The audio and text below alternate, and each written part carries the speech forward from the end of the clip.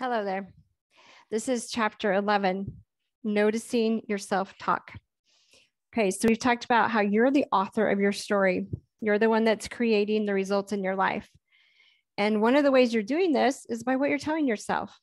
So are you your friend or your enemy?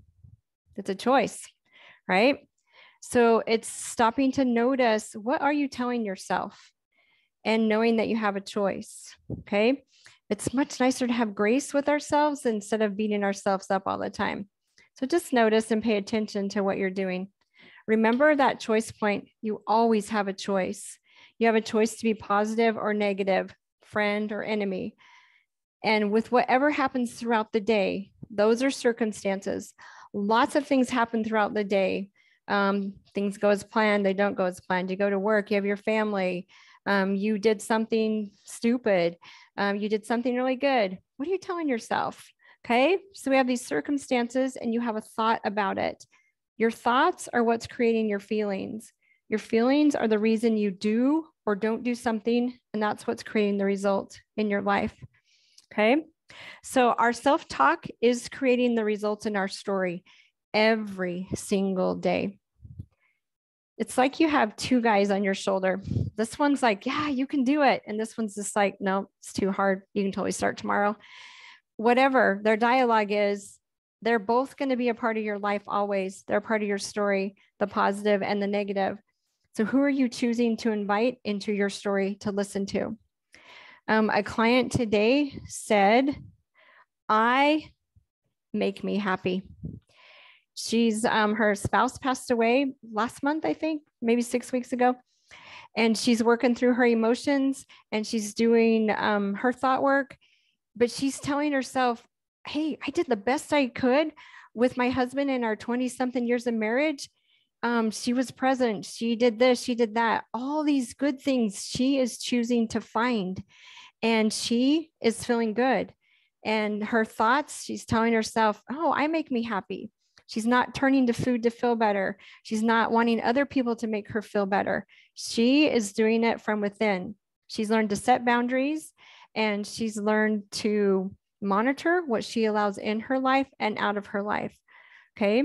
And another client today, she's been at a plateau for a while, which, she lost 30 pounds at the beginning, well, over time, but then she's reached this plateau. And it can be very frustrating at times. But her attitude is, well, I'm going to try this for another 6 weeks, and then I'm going to try something else. And then I'm going to try something else. So she's the one that reminded me about the two guys on her shoulder. And she's choosing to listen to the one that says, it's fine. It's not going exactly how I wanted, but it's okay. And that's keeping her moving forward. It feels terrible to beat ourselves up. And most of the time, there's nothing we can do anyway, right? We often go to the past, wishing we had done things differently. I should have done this. I could have done that. Oh, why did this have to happen? It's not helping. What helps me a lot in my self-talk is just telling myself every single day, I did the best I could with what I had. And that's all I can do. I'm trying to plan. I'm doing my future self. I am showing up and doing the best I can each day with the emotions, right? Because we have stress, we have different things. Life isn't linear. It's up and it's down. But when I'm down, I'm still trying to show up as my best self. And that's all I can do. And it's loving myself when I'm down. When I do stupid things, I'm noticing a lot of my self-talk is, good job, self. And even when I do good things, I'm like, good job, self.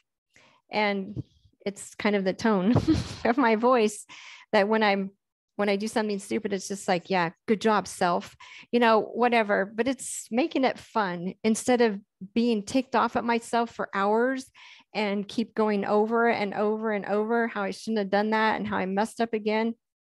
It doesn't serve. It doesn't work to help us reach our best selves and to help us become the person that we want to be. So notice the power of your thoughts. Be your own cheerleader. Again, the thoughts are everything. They're the foundation of what you have and what you don't have is because of what you're thinking is possible. Choose to believe in yourself. It's practice, practice, practice. It doesn't magically happen overnight. It's doing the mind work. It's countering those negative thoughts when your brain says, yeah, you should have done this. And I'm just like, yeah, maybe not. Maybe it's okay that I'm doing this, right? So I'm talking back to the negative and I'm choosing the positive, and I practice. It helps to have that vision of your future self. It also helps to write a letter to yourself. Dear self, I'm doing the best I can, and I'm here to cheer you on. Okay, we're going to forgive the past. Let's go forward together, you and I, right? Be your own best friend. Cheer yourself on. You do not need food to feel good. You do not need notes of appreciation from others. You don't need projects to feel good about yourself. You just need what you have in here. I make me happy. You make you happy. It's all in here. It's a choice. So choose you. Alrighty, you got this.